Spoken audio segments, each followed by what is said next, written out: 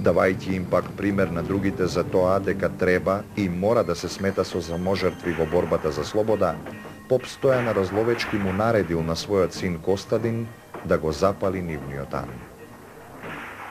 Уште истиот ден попладне, Димитар Беровски со околу 40 востаници тргнал за Берово.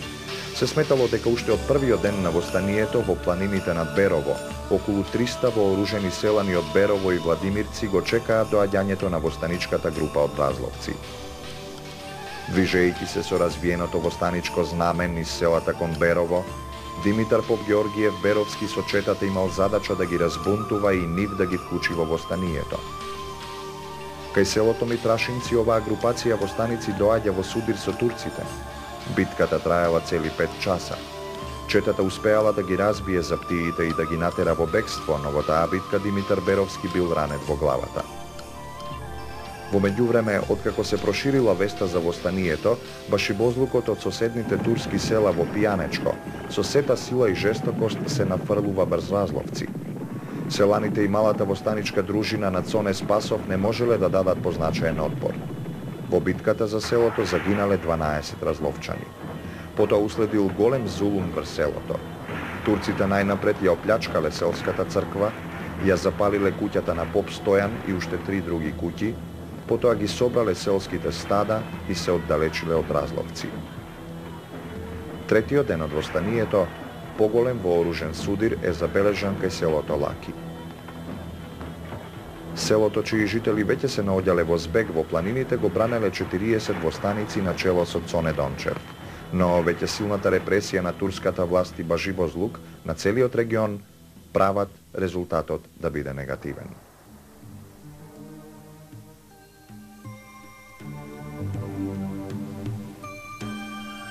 Веќе на 28 мај е удвоен кордонот од турски аскер околу востаничките села. Биле довлечени и нови турски единици.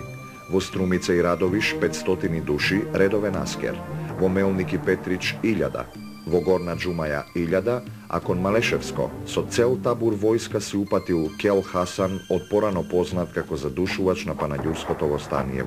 Кон сите воени единици, или и независно од нив, дејствувале башибозлуците од кои најмногу страдале селските имоти и стока, како и жените и децата во збеговите.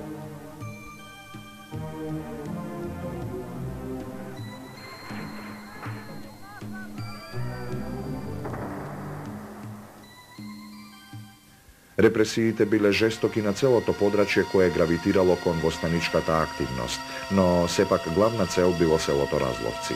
Само за неколку дена тоа било цел на повеќе налети на сечи нож, огани куршуми, на грабеж на недоограбеното. Останало забележано.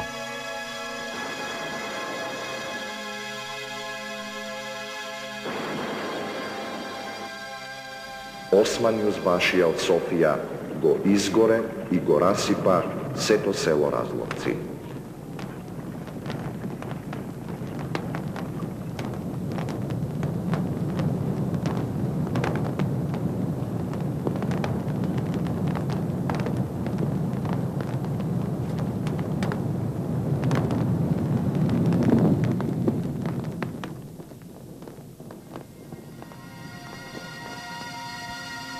Цената на народниот устрем кон слобода е огромна, но свеста за тоа дека таа борба за слобода е без алтернатива и дека нема и не смее да згасне, може би никој не умеел да ја искаже појасно од што самиот востанат народ.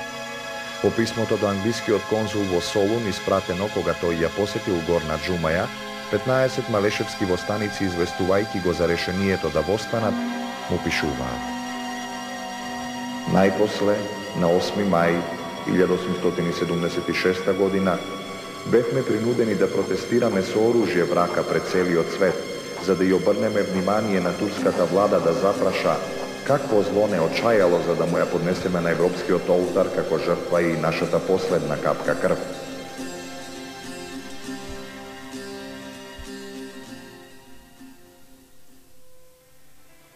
Ова востание е задушено, но станува темел за нови, со уште појасни изрази за тоа кон што се стреми овој народ низ нив.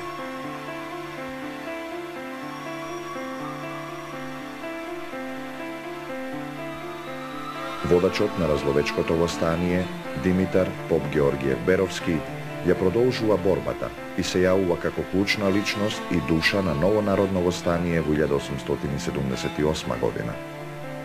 Континуитетот на ослободителната борба пак не го нагласува своето значење само низ речиси непрекинатото учество на населението и неговите дејци во неа, туку пред се заради фактот дека во секоја наредна ситуација на револуционерно дејствување уште појасно се искажуваат стремежите и програмските определби на востанатиот македонски народ. Исклучително значајни се трагите за ова што зад себе ги остави Кресненското востание, кренато речиси веднаш зад загушеното Разловечко. Од неговите носители и учесници, тоа сосема определено е наречено Македонско. Ова востание зад себе го остави и документот во кој недвосмислено е развиен државноправниот концепт за изградувањето на македонска современа државност. Сето тоа е содржано во правилата на Македонскиот востанички комитет од 1878 година, кои се именуваат и како устав. Во тие правила пак може да се прочита: нашата цел на македонското востание не е никаква тајна. Таа е ослободувањето на Македонија. Затоа, секој што не се бори за незиното ослободување, туку си прави своја сметка. За него нема место во востанието. По ослободувањето на татковината, Централниот комитет ќе подготви устав за уведувањето на македонската држава како автономна. Правилата сосема јасно ја искажуваат определбата за македонска самостојна државност, но плени фактот дека низ нивната содржина се дадени и политичките форми и дипломатски методи и постапки за демонстрирањето на таа самостојност уште за времето на револуционерниот вриеш. Во сето ова мощно препознатливо е местото и улогата на Димитар Поп-Георгиев Беровски. Символички, тоа го потврдува неговиот оловен печат